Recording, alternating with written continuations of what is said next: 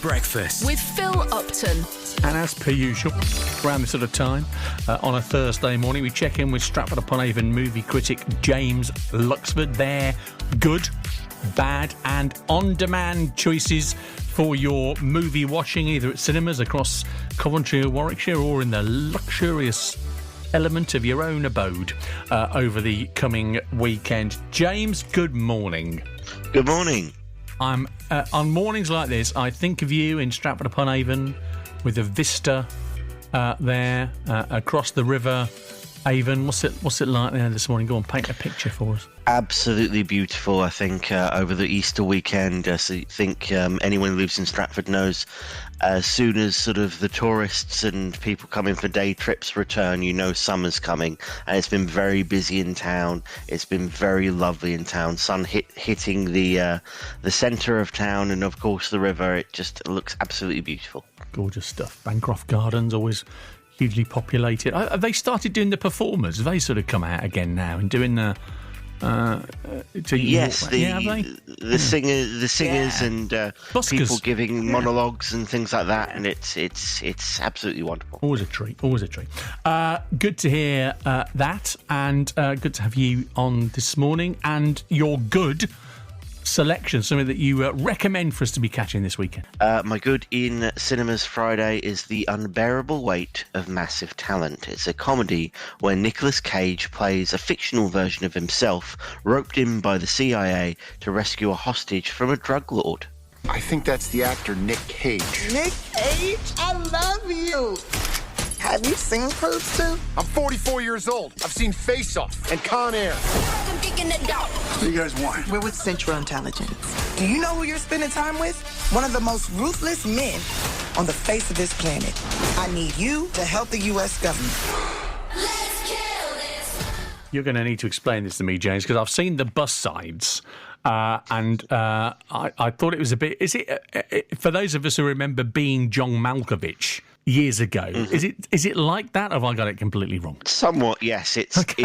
it's embracing, I suppose, the unusual reputation that Nicolas Cage has. And, you know, if you've ever read the headlines, he's fond of sort of compulsive spending and has various sort of little quirks about his behaviour.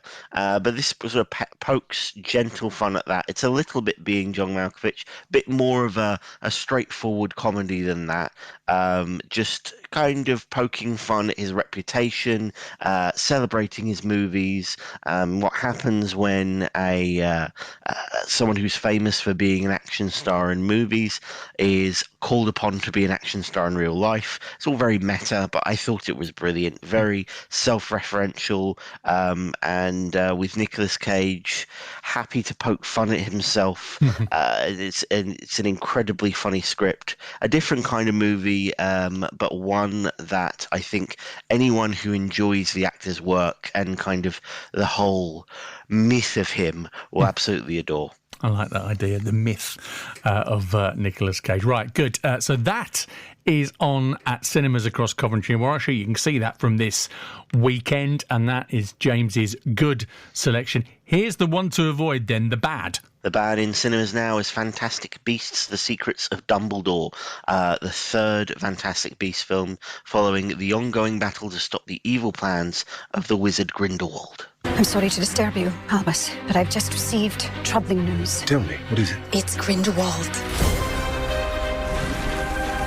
The time is closed, my brothers and sisters. Our war with the Muggles begins today! So, disappointed to hear that this is your bad, James, because having watched the first couple, really liked them, like Eddie Redmayne in them, but clearly you feel as though there's something missing from this one. Yes, I thought this was just very bland. I think, you know, there's a lot to distract people on the outside of the off the screen, as it were. Of course, Ezra Miller, the one of the stars of the film, they've been having legal troubles. Johnny Depp was sacked from the movie, and of course there's the reputation of the screenwriter J.K. Rowling. But even just taken on its own merits, I think it's one of these cases where it's a sequel too far. It just doesn't seem to know where to go or what to do. It's a Harry Potter movie without Harry Potter, and I think they're trying to have the best of both worlds by saying, the title is The Secrets of Dumbledore. There's a lot more emphasis on Hogwarts, but it's still with these new characters. It's got a foot in both camps and doesn't really do justice to either. And I just don't think there's anything getting away from the fact that, without Harry Potter, this doesn't seem to know where to go. And quite often you find that in life, don't you? That, when you try and straddle two bits of one, whether it's an argument or otherwise, you just fall down a hole in the middle, and that would appear to be what you're saying has happened here. But Fantastic Beasts, Secrets of Dumbledore, obviously been released for the Easter holidays. James is one to avoid, shall we say, this week. Which brings us to your on-demand selection, something we can all watch at home, various on-demand services. What we got for this? On demand now, and this is going to seem a little bit swift, but it was 6 weeks since the movie came out. It's The Batman on video on demand now. The hit blockbuster starring Robert Pattinson as Batman, saving Gotham from a new criminal known as the Riddler. Fear is a tool. But when that light hits the sky, it's not just a call. It's a warning.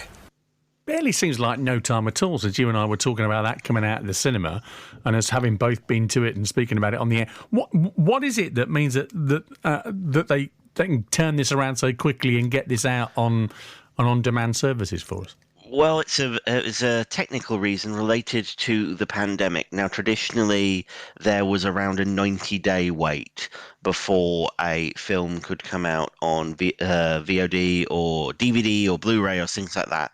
The pandemic and cinemas shutting down meant that had to be, completely ignored, and new movies had to come out on demand immediately, basically. And what's happened is that there's been a deal struck with cinemas and studios on an individual basis where it's around 6 weeks. And believe it or not, it has been around 6 weeks since The Batman came out in cinemas. And so we have it now, as quickly as that feels to those of us who remember the old system. But it's a fabulous film. I've seen it a couple of times now and really enjoy the detective aspect of it. It's more of a crime thriller than an action movie for me. I like Robert Pattinson in the lead as a younger Bruce Wayne. Zoe Kravitz is impressive as Catwoman.